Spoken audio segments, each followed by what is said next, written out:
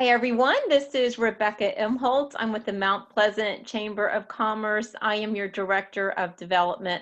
I want to welcome you this afternoon to our second webinar of the day. We had one earlier today, and that was in partnership with the Small Business Administration and William Furman, talking about literally the last minute up-to-date changes to the different loan programs out there for small businesses. We're very fortunate this afternoon to have another great partnership with the American Marketing Association. I'm going to stop my screen share here and introduce you to Stephanie Barrow. Stephanie is with the American Marketing Association here locally in Charleston. She's the Director of Special Interest Groups. Welcome, Stephanie. Thank you so much. Hey, Rebecca, how are you? I'm great. How are you? I am doing well. I'm embracing the whole new normal. I'm excited to see a lot of participants, a lot of friends that I'm looking forward to seeing out in the community and being able to hug them as soon as possible. I'm very excited. This is our second official partnership with the Mount Pleasant Chamber of Commerce, and I'm very, very happy to be here. It is our second partnership. We worked together in February, and our two presenters today with Three Chairs Productions did an amazing job. When we could all be together in a room, there were 50 of us. That seems like such a long time ago. It does. It absolutely does. But we had a great program back in February on video and social media. And I'm so excited that they could join us today. I can't believe our topic today is about staying relevant during a global crisis. Didn't know that was going to be one of our topics that we would be covering here in 2020, but so grateful to have you all to be able to do that today. And Stephanie, I'll let you introduce our presenters today. Sure. Before I introduce my fabulous friends here, I want to mention that right now the AMA has a special on membership where it's just $149 to join. So we at the Charleston American Marketing Association are working really hard to implement some new opportunities to stay connected and to learn while we're all working from home. I would like to say that hopefully within the next week or two, we'll be offering a virtual happy hour where not only will we be able to connect with people in the community, but we're going to use that as a coffee talk learning opportunity as well. Might be a happy hour, might be a coffee talk, but in the meantime, if you could please follow us on socials to stay in tune on what's coming, that would be great. As the Director of Special Interest Groups, I'm very sad that a lot of our events have been canceled, but we are really looking forward to coming back in with the bang. Please follow along because our Spark Awards have been reconfirmed for a date in June, and we have more events coming as soon as possible. But if you're not a member, this is a great time to join because there's a very, very steep discounted rate of $149. So if you have any questions about membership or about AMA in general, you're welcome to reach out to me or Mike Compton, one of our speakers. I'm about ready to hand it off to, but I can be reached at Stephanie at charlestonama.org. So I look forward to seeing all of you out in the world, and I hope everyone is staying healthy and safe and all those lovely things. So. Very good. Well, thank you so much, Stephanie. And we'll definitely be here. Sharing our links with each other's organizations as we partner together through these challenging times. So yes, I'll let unprecedented times for sure. Mike, and go ahead and introduce Mike and George. Okay, I would love to introduce Mike Compton. He is also one of our lovely board members. He and George have been working together for a long time, and they are experts not only in video but social media, and they're going to talk about the best practices for handling crisis communication during this time. So take it away, Mike. Thanks, Stephanie. It's really cool seeing you guys and being a part of this new norm, as you say. We're so excited to showcase our new brand. Can I just show it to you real quick here? It's just this new motion graphics piece that we're just debuting here. You guys are super lucky. I want to say hi to my mom. Hi, Mom. I know you're on there somewhere. Real quick.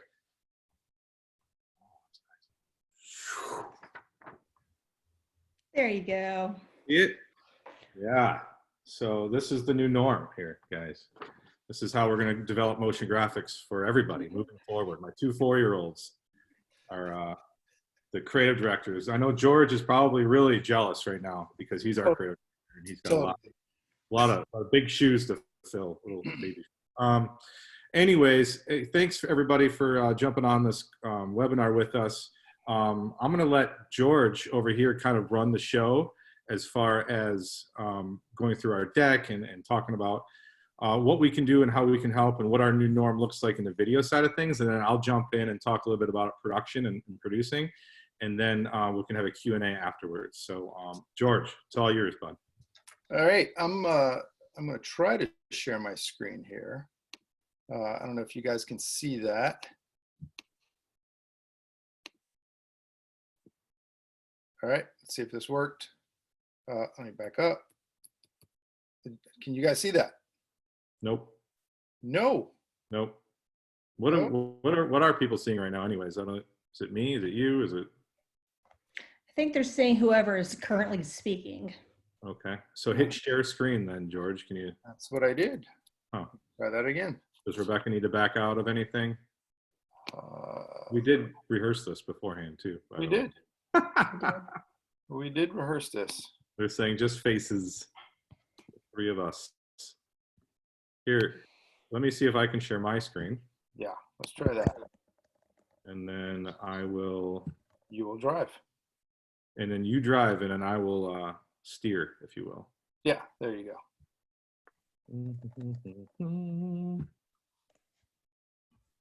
Boom. All right. Open her up. How's that? Not seeing your screen.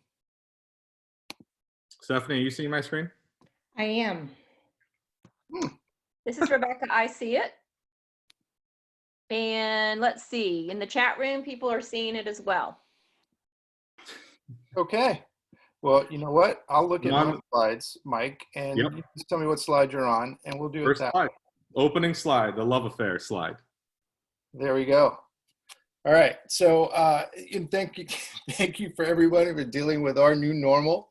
And it's amazing that we still have technical problems, even when we're working so close with our technology.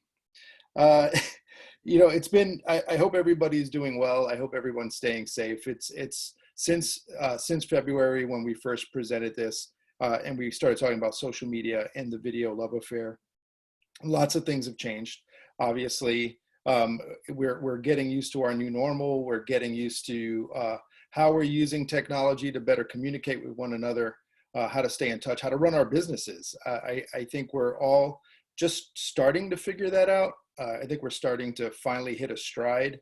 I know when I look back through my text messages, even with Mike Compton, some of my emails with our clients and things of that nature, we were all taking it pretty lighthearted at first, you know, thinking this was going to be over in a matter of weeks. And then here we find ourselves a full month later, and then hearing in the news that it might go on longer. So we're having to just try to figure out the best ways that we can continue to stay in business, continue to communicate, continue to do things like this.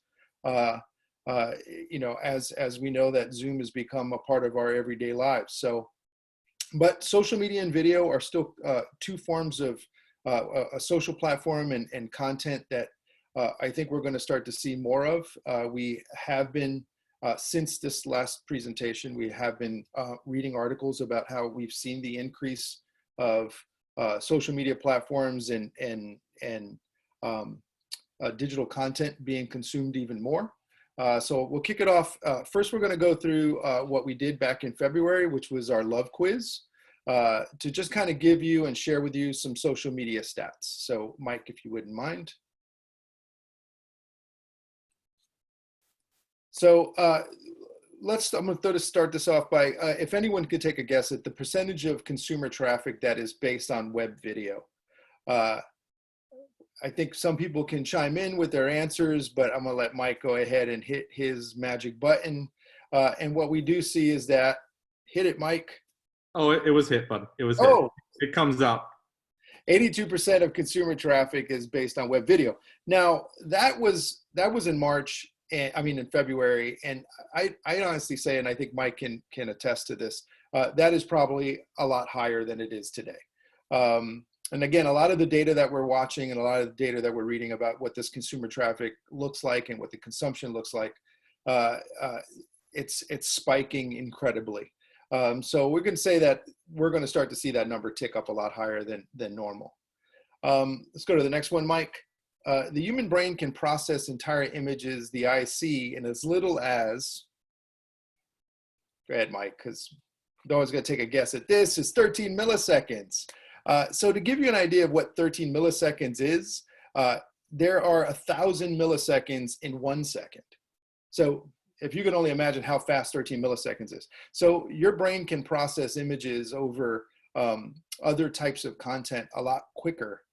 So it just supports the idea that using using video as a form of content to drive your message is still going to be important, and it's going to continue to be important.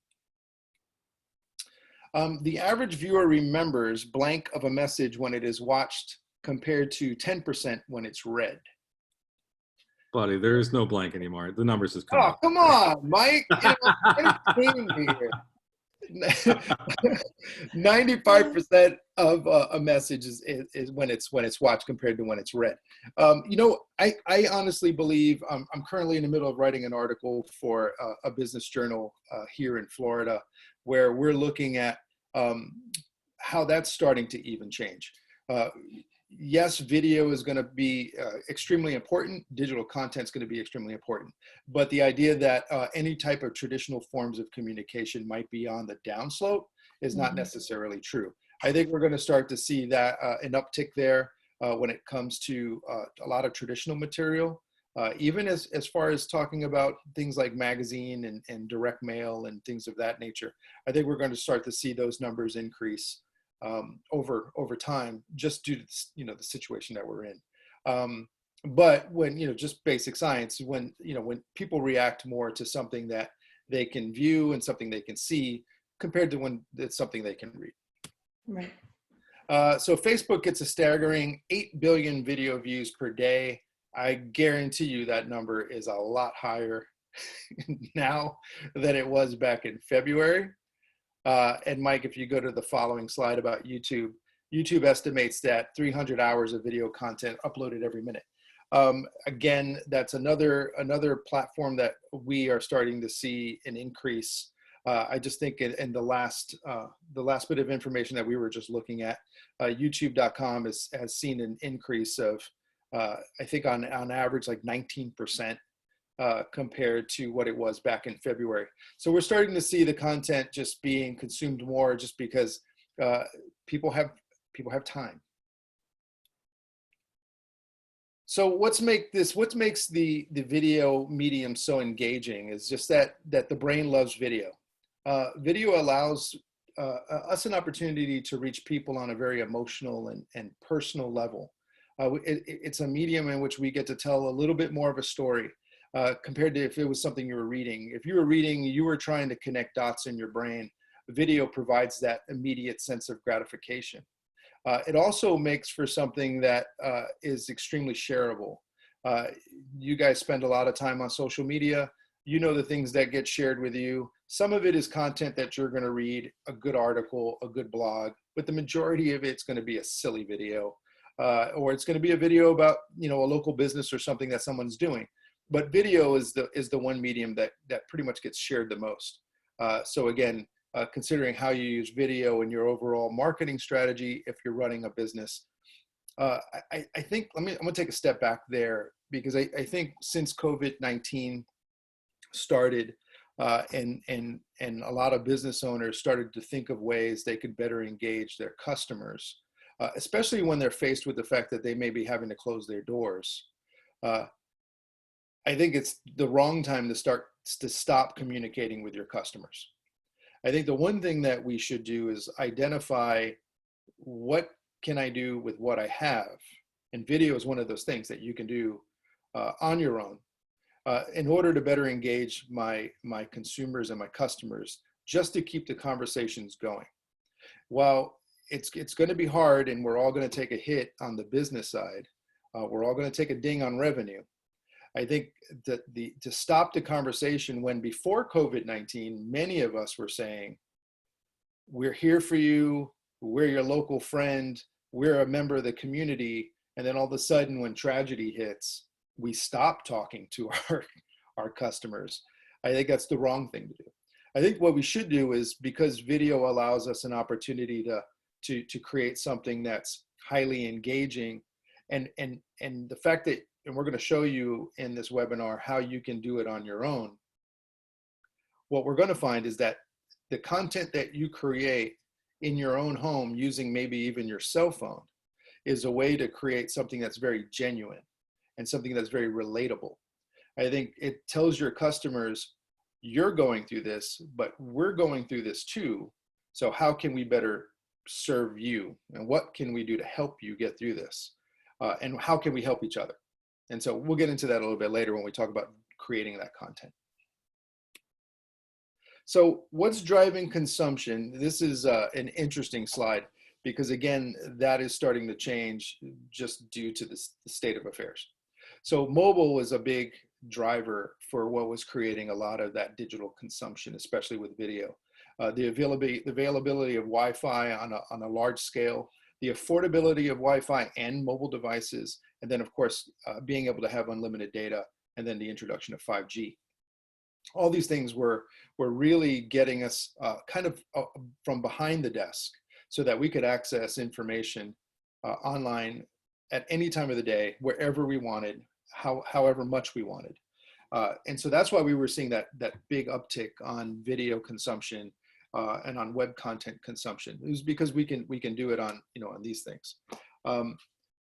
With that being said, I think we've come across some interesting data that shows over the past month and a half that a lot of that consumption has now been on desktop and on laptop. Now, I don't know how many of you work in media, or how many of you place digital media, but I know when we would place a digital media plan, a lot of our buys were primarily mobile driven, just because that's where we saw the largest amount of engagement. That is starting to change. Not to say that we're not seeing that same engagement on mobile, because I know I still use this baby like crazy. But we're starting to see an uptick on other devices that you have in your home, your desktop, your laptops, and things like that. So from a media perspective, we think while mobile is still a big driver of the consumption, we're going to start to see the uptick on other devices as well. So I know when we look at our media plans, we're starting to really identify a bigger placement on other devices and not just mobile. So. And this is where we start talking about how you can, especially as a business owner, how you can still keep the dialogue alive using something like video. And video is not rocket science. If I can attest to this, if Mike and I can do this, anybody can do this. So I'm going to kick it over to Mike and let Mike kind of walk us through the difference between doing it yourself. And please forgive the slide because it says professional versus DIY, and it should be the other way around. English wasn't good for me, but anyway, Mike. Hey, thanks, George. Great job. So you stole my joke, man. It's not rocket science if I can do it. George, stealing my thunder. So we're talking about sharing and producing videos. So what I'm trying to do now, as you can tell, is get out of, there we go, and open up this a little bit. And I'm just showing you where I am right now. You can see me. It's lit well, and it's just it's a computer camera. It's nothing special at all. And I'm just going to show you kind of, my little setup that I have here. There's nothing. There's some light to my left and some great windows to create my fill. And then, that's the important part, right? It's just to kind of make sure that you are seen and heard. So I have a little practical vertical banner there because we had it since the luncheon, and there's the backlight, right? Yes. Exactly. Little plug there. I thought that was kind of a neat touch, and then that's it. So my point is, I shot that with my cell phone camera, and it came out great. And then this is with your computer camera. So there are ways to keep telling your story and keep staying relevant in this difficult time that we're in right now. Moving on to this portion of our webinar is our creative brief. Now, in our creative brief is just that. We're putting our marketing hats on, and we're trying to figure out and really target who it is we're talking to. And we'll go ahead and share this with everybody after this webinar. And then those at the luncheon also got the same creative brief. So it's really just talking about, get rid of me. There we go. Let's move that there. Talking about, you know, if there's any other projects that you've done before, you've shot some either DIY or some professional footage, let's take a look at that footage. We might be able to repurpose that footage. We might be able to recycle it into something new with a new message. What's our goals? What's our, you know, are we trying to get brand awareness? Are we trying to get people to sign up for your webinar? Are we trying to get phone calls? Let us know and write down what your objectives are. So this is kind of a worksheet for you to fill out. Who's your target audience? Who is that specific avatar, so to speak, person that we want to talk to? What's their age? What's their race? What's their demo? All of it. These are the kind of questions that we ask everybody before we even, you know, press record. This is all pre-pro, and pre-pro is probably one of the most important parts of what we do. Who's your competition? Let's look at what they're doing. Let's even go ahead and see what ads they're posting right now. Let's go ahead and see what SEO words they're using right now. There's apps for that. There's software and .com for that I'll try to share in the sequences or in the comments later. What's our message? What's the overall theme of the project? What's our tone? What we do before every project, if you look over here on the left or the right, it's the visuals.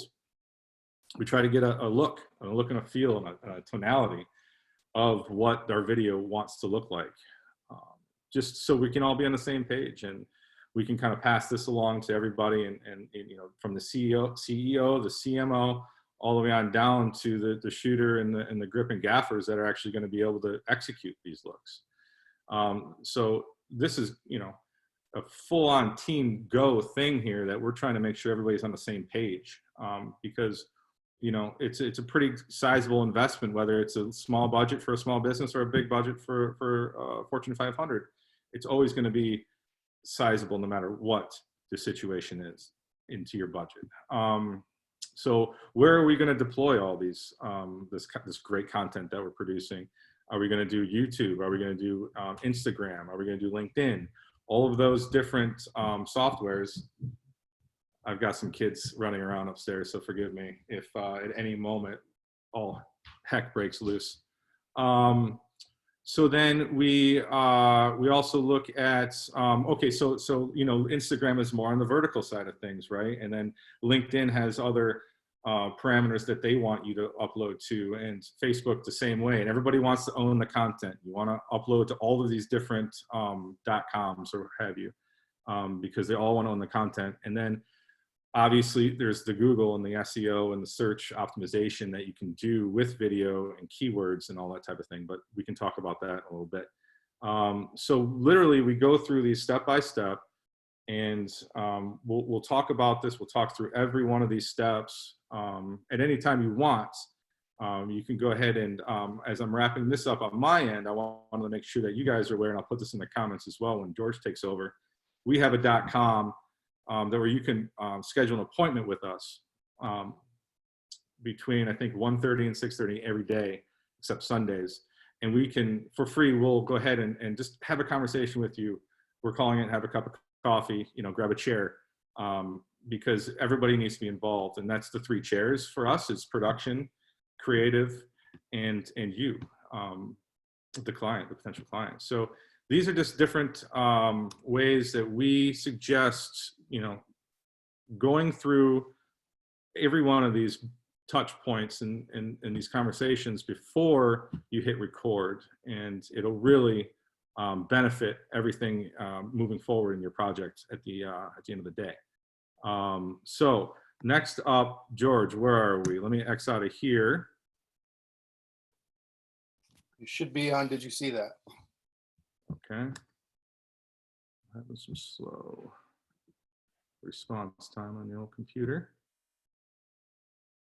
Did you see that? Go ahead, boss.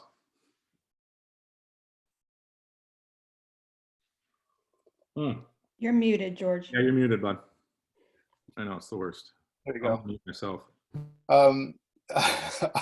Here we're going to talk about how social media can be a platform to drive traffic. And the reason we pick social media is because there's absolutely zero cost to you unless you decide to boost some content and further down for your viewers' journey.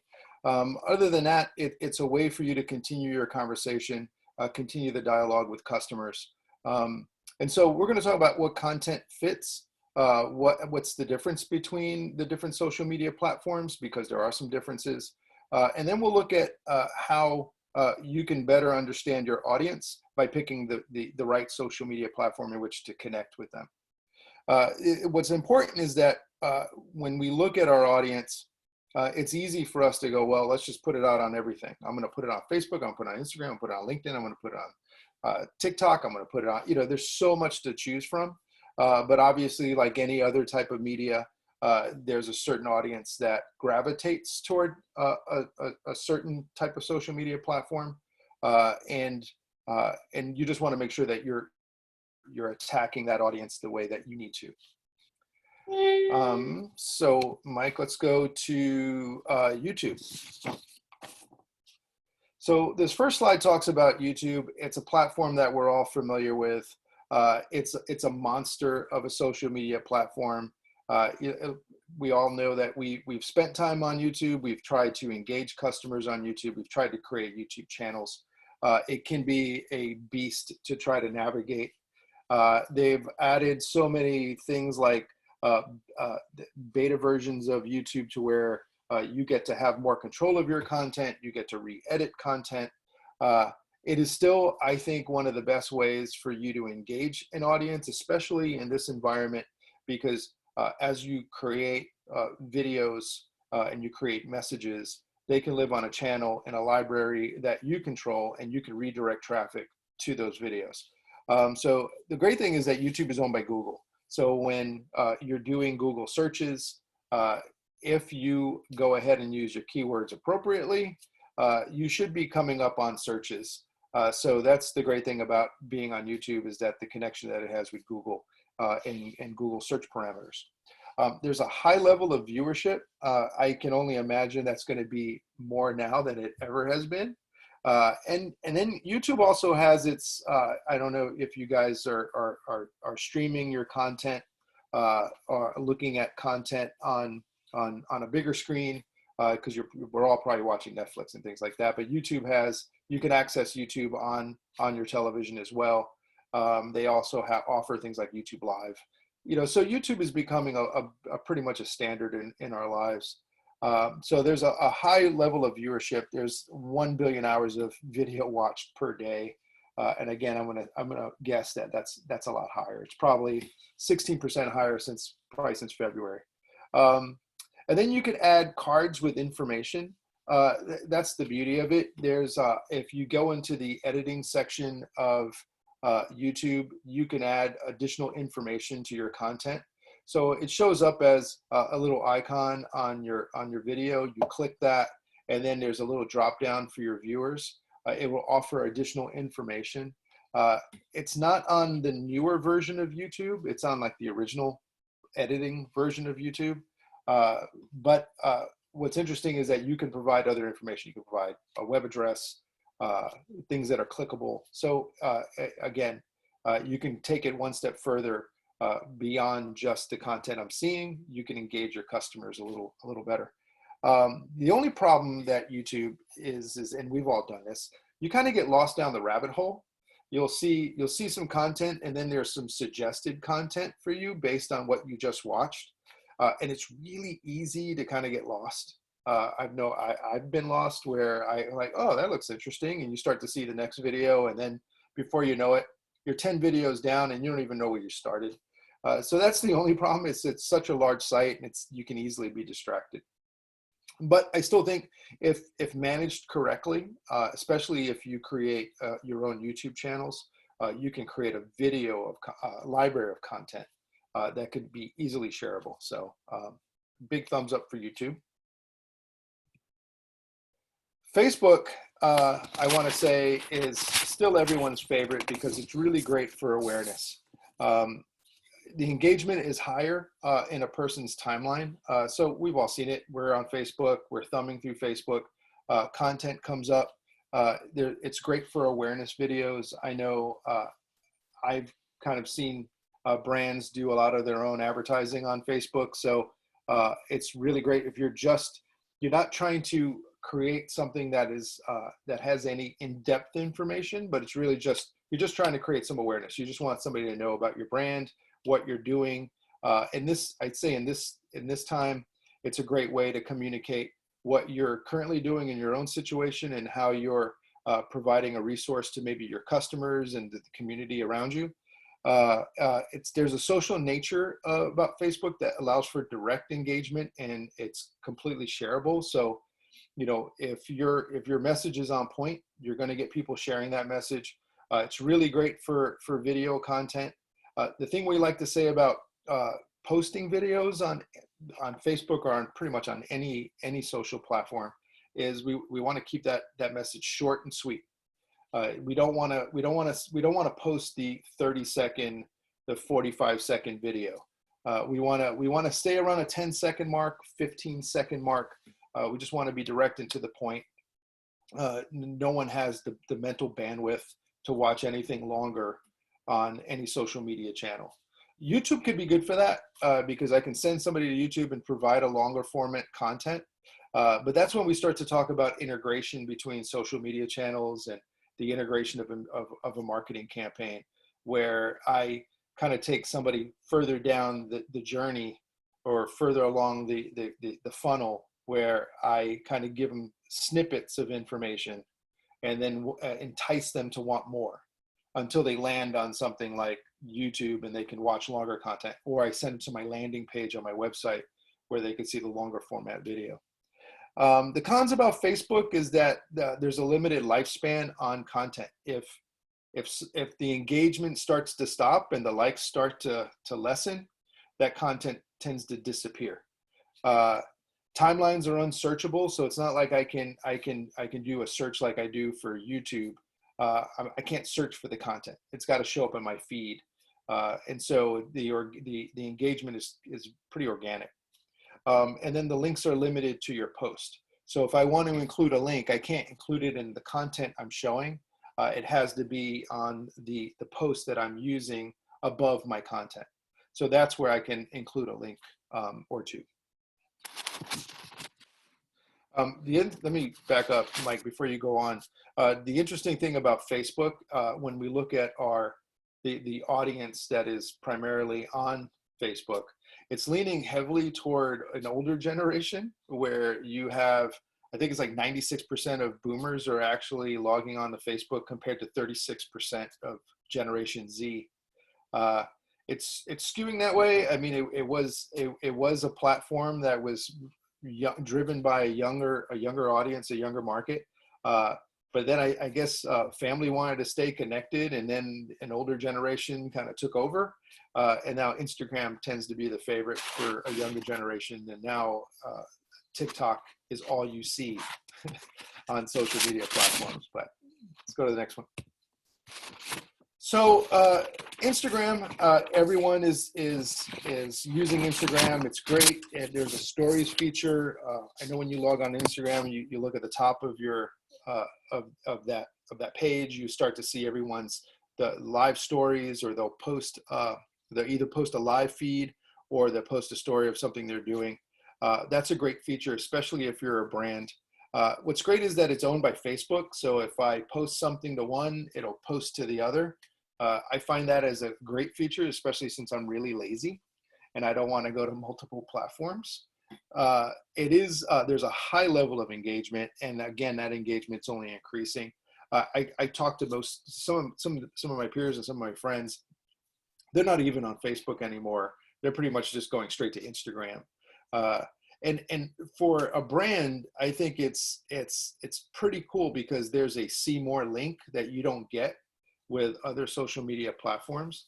I don't know about you, but I'm a shoe junkie. So I'll thumb through Instagram and there'll be a link for men's shoes and it'll say see more. And I'm one of those guys, I'll hit that. And because of that, of course, I'm going to be victim to retargeting and other types of programmatic data targeting metrics. But I'll start to get more of those ads on my feed, what's interesting about social media and how they target their audience is that I don't mind that. I'm getting hit with ads that I want to see versus on more traditional methods. It's almost intrusive, the ads that I'm being presented with.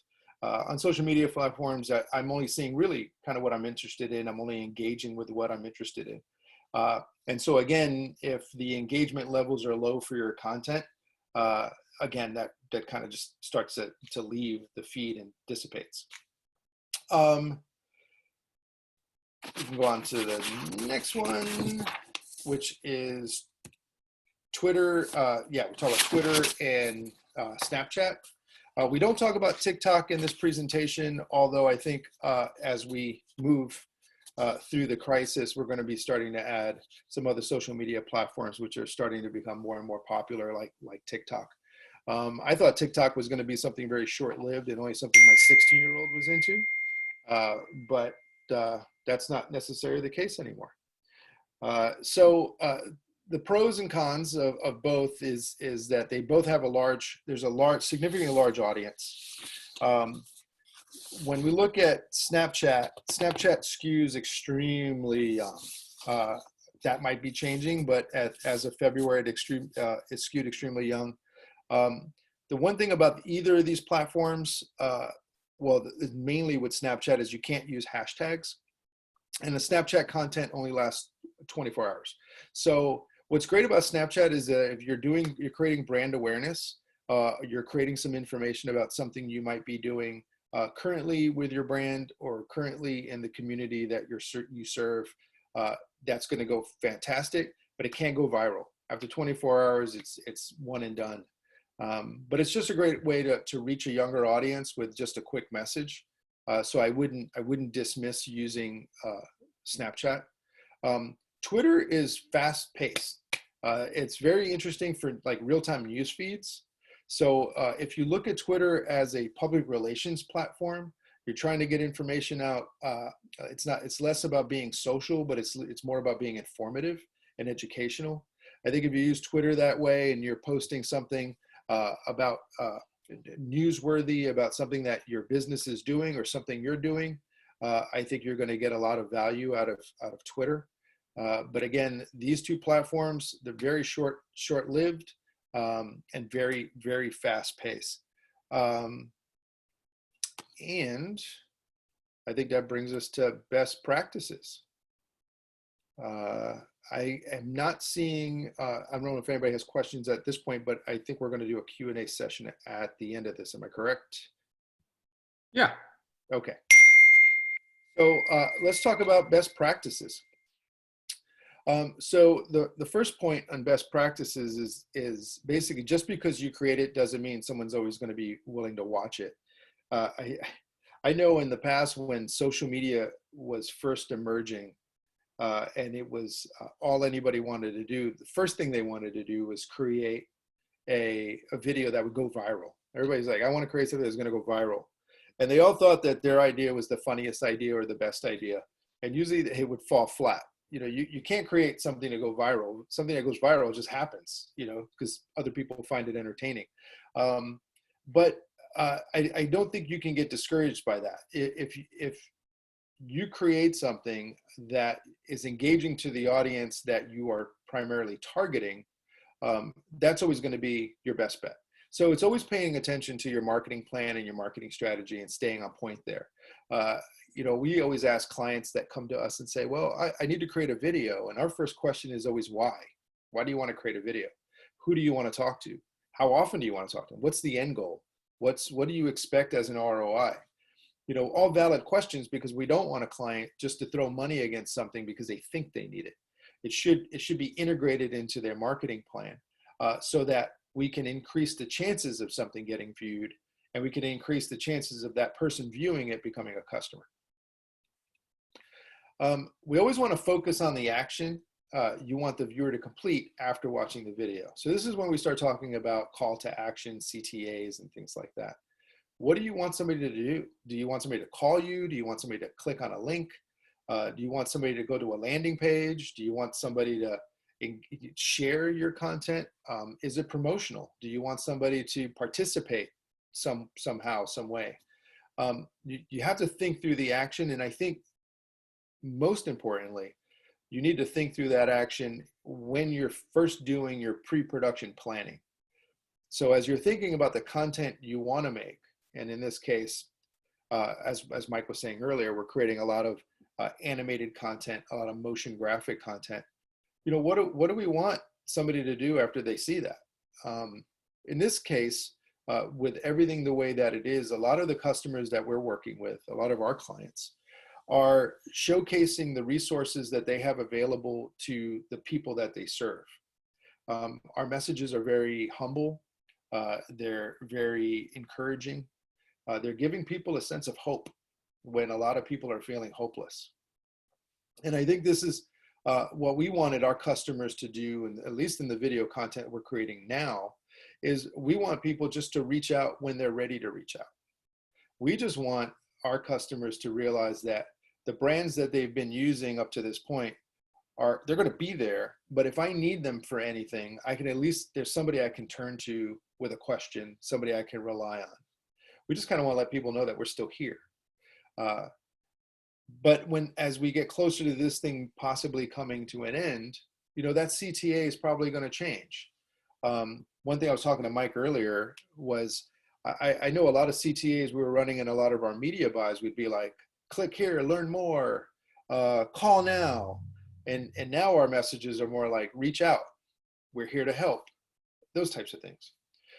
So as we get closer to this thing coming to an end, those will start to change, but always focus on what that action has to be after someone sees that video. Subtitles are a must. Not everyone's going to have their audio on. And I think that rule applies even if we're all on lockdown and at home. We all have our audio down and we're watching content and the subtitles are there. We just finished creating a piece for one of our clients. We added subtitles. It was to talk about how it's a bank. So they were talking about how they were helping businesses with PPPL and the EIDL loans. And so everything was subtitled. So again, not everyone's going to have their audio on. Subtitles are always going to be part of the video living on a social media or online environment.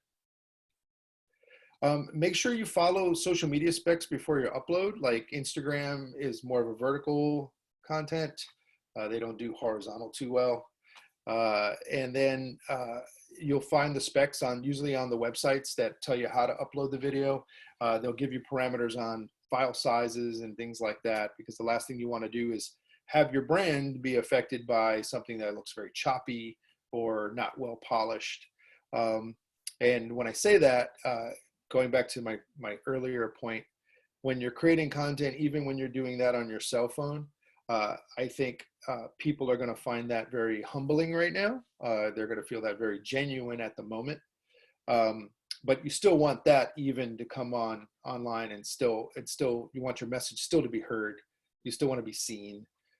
So just following media specs will help you make sure that you're posting something that that you'll take pride in what's being shared.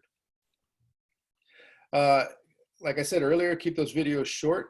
We don't want to go longer than we've even created content. We've created 6-second content to Mike is pointing. I guarantee you had a child. We're posting 6-second videos for clients, which is funny. Never thought that would even be something we would be creating. Creatively, it allows us to think, how do we get something across that fast? How do we create a message that's to the point? But again, with attention spans getting smaller and smaller, which is really interesting. We want that message to be clear, precise, and we want to be able to just get them the call to action and get them where they need to be. Another thing too is wherever you're taking them on the journey. So you see the video content, you want them to click on a link, send them to a landing page. Always keep that conversation going. What you don't want to do is you create the content, and let's say you're a bank and you're talking about free checking accounts, and then they go to a landing page, and the landing page is talking about mortgages. You're gonna that chain has just been broken. The journey has just been discontinued. You want to make sure that whatever you're saying here continues, and then wherever you get them landing, whether that's on your web page or a landing page or whatever, that it's the same topic continued, same story continued. It's all about the conversation, and you want the conversation to be continuous. And I believe that's it. You got Mike's pretty face up there, and then there's that guy underneath him. That's right, that guy. No, That's great fantastic. points, George. I just wanted to just back up the point about keeping your videos short, concise, and I would practice before you use your cell phone and really hone in on your message before you hit record. Going back to the pre-pro, it's kind of my area. So anyhow, yeah, thanks for your time. Is there any questions by chance? Rebecca, I tried to hit the Q&A button, but that didn't work for me. Stephanie had already answered my question about KPIs. Thanks, Stephanie. I knew the answer. I was wondering if everybody else knew the answer. Mm-hmm. George, you know the answer to KPIs, right? I do. Yeah, key performance indicators. That's kind of a new buzz coming around. So Vince says, thanks for this presentation. Thank you, Vince. I hope that it was helpful for everybody. Rebecca, do you want to have any closing remarks or? Hi, everybody. I found it really informative. It helped break down the different opportunities to use social media. Interesting that TikTok you didn't think was going to be around a long time, but it is. Why is that? I think people are just finding the ease of use, and they see that it is giving them an opportunity, another platform to get something out there. I think the popularity with TikTok too is the influencers that are pushing that platform has got a generation of people that are starting to use it too. Not too long ago, TikTok, there were people like J-Lo and her husband, and they were on TikTok doing something funny, and then that took off virally, and then it became a challenge, and then people started doing it. And it didn't take long for it to catch fire. I mean, it is one of the platforms that I think we're going to have to pay attention to as advertisers. We won't be able to ignore it. And I think slowly it's gonna drift away from being a very young audience that you would associate Generation Z with. I think it's going to start to make its way into other areas and other generations. And then the young people are going to go find something else to do. And then they're going to create something else great because they're just trying to get away from us. Understood. Well, thank you all very much. This was incredibly informative. We are going to have a recording of today's webinar on the Mount Pleasant Chamber website, as well as our YouTube channel as well. And I want to thank George and Mike with Three Cheers Productions and Stephanie Barrow with the American Marketing Association. Another wonderful program by you folks, and thank you so very much. That's a little scary. That's popping up right there. That was our pre-pro meeting. I see that. And also be sure and check out both the American Marketing Association website and mountpleasantchamber.org, where we're going to have on our calendar next week's webinars as well. Is there anything else, Stephanie, that you want to add? No, I don't believe so. Like I said, hopefully within the next 2 weeks, we're going to have our virtual happy hour. If you would like to leave in the comments some learning opportunities that you would like to see from the AMA, whether it's a deeper dive into social media or crisis communication, or anything along those lines, I would love to hear more from everyone participating today so that we can be better prepared for our happy hour, because I think it's probably going to be either next week or the week after that. We're working on finalizing those details, and an email will go out and we'll be publicizing it on social media, but we're still figuring out the topic. So if anyone has anything they would really love to learn more about, please let me know and we will implement that. So very good. Well, thank you all very much. Thank you, participants, for taking the time today to spend some time with us. And everybody, take care out there.